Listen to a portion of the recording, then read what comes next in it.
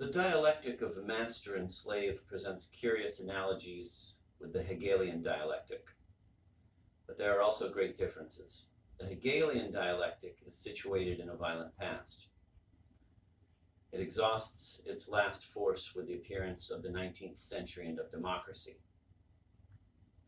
The novelistic dialectic, on the contrary, appears in the post-Napoleonic universe. For Stendhal, as for Hegel, the reign of individual violence is over. It must make way for something else. Hegel relied on logic and historical reflection to determine that something else. When violence and the arbitrary no longer control human relationships, then Befriedigung, reconciliation, must necessarily succeed them. The reign of spirit must begin. Contemporary Hegelians, especially the Marxists, still nourish this hope. They have simply postponed the coming of spirit. Hegel, they say, was a little mistaken about the date. He did not take certain economic factors into account in his calculations.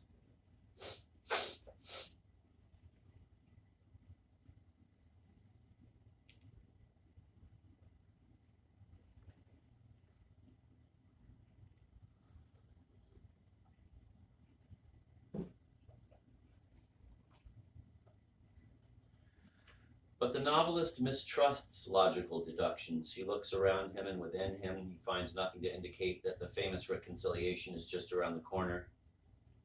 Stendhalian vanity, Proustian snobism, and the Dostoevskian underground are the new forms assumed by the struggle of consciousness in a universe of physical nonviolence.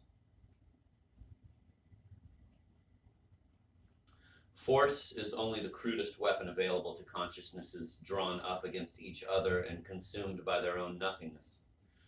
Deprive them of this weapon, Stendhal tells us, and they will make others, such as past centuries were not able to foresee.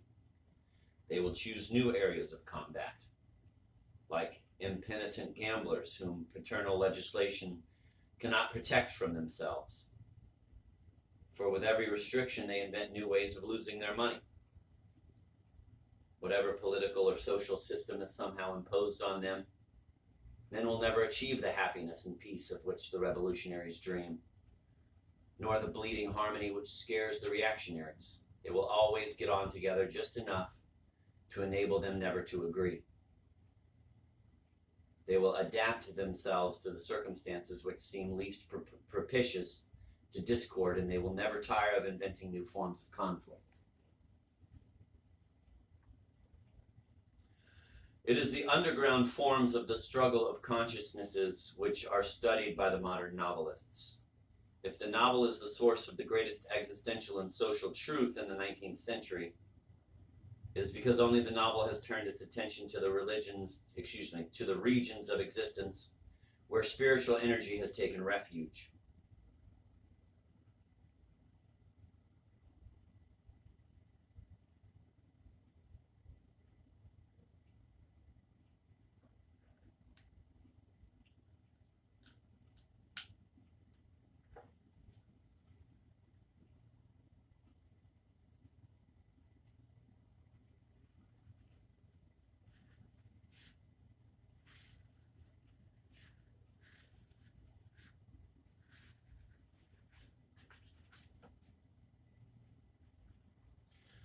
The triangle of desire has interested hardly anyone but vaudevillists and novelists of genius.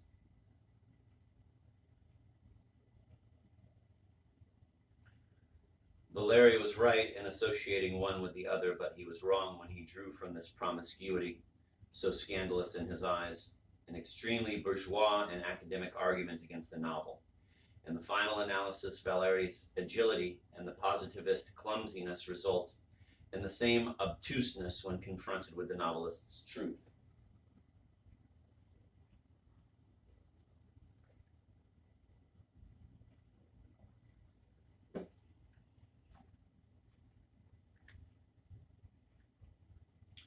This need not surprise us, since both sides are concerned with defending the myth of their own autonomy. Solipsistic idealism and positivism wish to recognize only the solitary individual and the collectivity.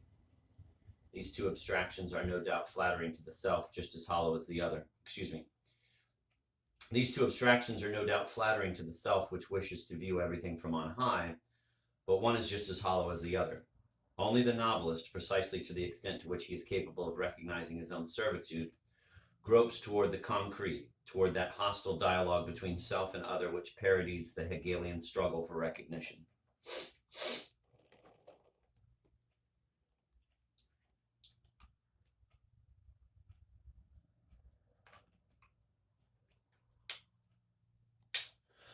The two themes of phenomenology of the mind which particularly interest contemporary readers are the unhappy consciousness and the dialectic of master and slave. We all have a vague feeling that only a synthesis of these two fascinating themes could throw light on our problems. That original synthesis, impossible in Hegel's system, is precisely what the novelistic dialectic permits us to glimpse. The hero of internal mediation is an unhappy consciousness who relives the primordial struggle beyond all physical threat and stakes his freedom on the least of his desires.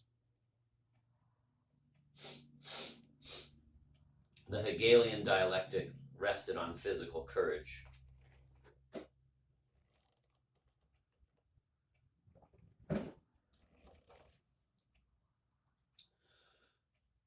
Whoever has no fear will be the master. Whoever is afraid will be the slave. The novelistic dialectic rests on hypocrisy. Violence, far from serving the interests of whoever exerts it, reveals the intensity of his desire. Thus it is a sign of slavery. Mathilde's eyes shine with joy when Julian seizes a rapier from the wall of the library. Julian notices her happiness and prudently puts down the weapon whose decorative role is symbolic.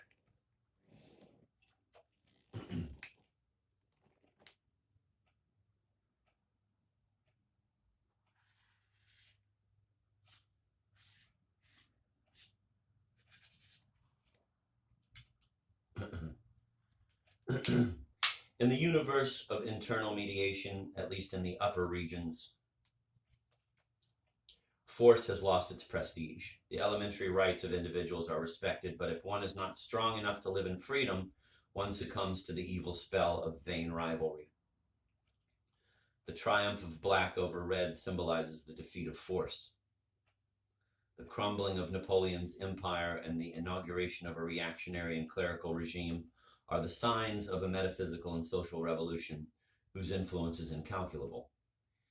His contemporaries did not understand that, beginning with the red and the black, Stendhal rose above partisan quarrels. Have we understood it yet?